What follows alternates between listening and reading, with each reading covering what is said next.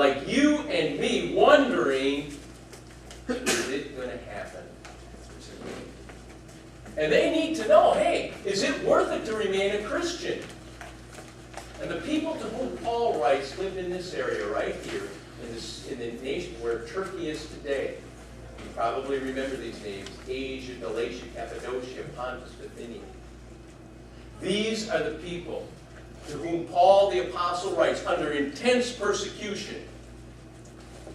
He writes to them to give them the hope and the courage to remain Christian. Okay. I want to contrast the message of Peter, the strength and the hope and the courage that he gives. I want to contrast that with popular philosophy today, with popular thinking today. On Monday I was in the car, I was listening to the radio. I was listening to National Public Radio. And every day in the morning, there's this program called Writer's Almanac. Writer's Almanac is hosted by Garrison Keillor, and he's the guy that does Prairie Home Companion, very well known for that. He tells the Lake Wobegon, Minnesota stories. Writer's Almanac is very different. Writer's Almanac is only 3 minutes. And it's written for people who write for a hobby or professionally. It's a show for people in the artistic circle. Now you say, well, what would you care about that for? You're not an artist, I'm not an artist. What does that mean to me? Because it's the artists. Well, let me ask you this. Anybody watch TV here? No. It's the artists that produce the TV shows, the films, the books you read, the magazines you read, the newspapers you read, and the music you listen to.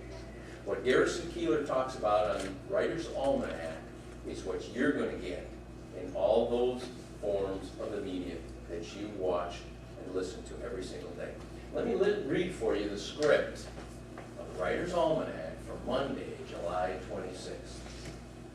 On this day in 1908, W.B. Yeats's girlfriend, Yeats was a romantic poet from England, his girlfriend Maud Gunn wrote Yeats a letter where she described having a ghostly vision of him in the previous night.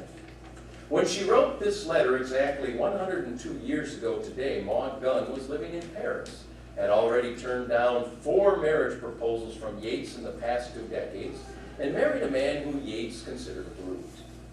Both Yeats and Gunn were deeply interested in the occult. They were each members of the Hermetic Order of the Golden Dawn, a British secret society that practiced ritual magic, trances, and invocations in order to access hidden wisdom. On this day, she described to Yeats her astral visit to him the night before. She wrote, "Willie, last night all of my household had retired at 11:15, and I thought I would go to you astrally." You know, to the stars. I don't know how it works, but we were somewhere in space. I don't know where. I was conscious of starlight and of hearing the sea below us. You had taken the form, I think, of a great serpent. I'm not quite sure. I only saw your face distinctly. And as I looked into your eyes and your lips touched mine, we melted into one another till we formed only one being, a being greater than ourselves, who felt all and knew all with double intensity. The clock striking 11 broke the spell, and we separated.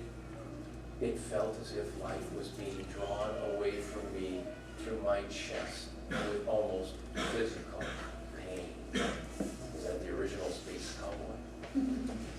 It's the birthday of the writer Aldous Huxley, born in Surrey, England. He's best known to us today as the author of the novel Brave New World, 1932, about a future in which genetically engineered people take drugs to keep them happy, have sex all the time, and never fall in love. And we'll conclude the Writer's Almanac today with the poem by Eleanor Lehrman, The City Robed in Blue. What do you think has come over me? I did not feel like this yesterday, but today, all I find myself thinking is, this could be my last apartment, my last lover, this could be my last dog I ever owned, as if I were going to die at any moment, which of course is possible,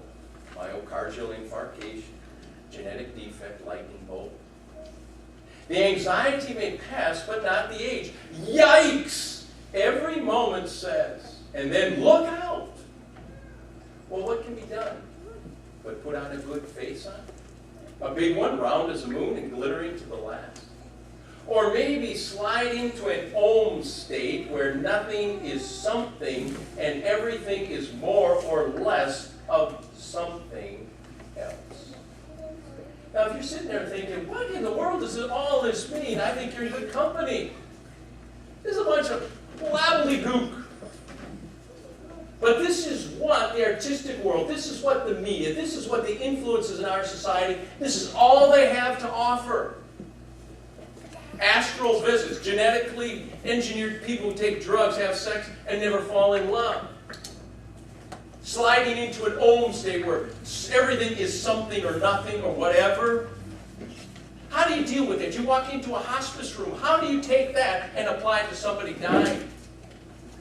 What do you do when you're standing at the foot of someone you love who's just died? What do you do when you get the bad report? You're sick. You're very sick. How do you make sense out of life when it's falling apart with that kind of stuff? You don't.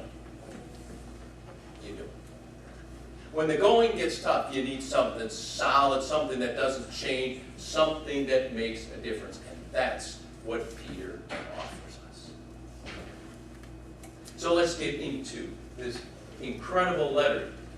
Peter begins, first of all, by emphasizing his authority. He says, Peter, an apostle of Jesus Christ.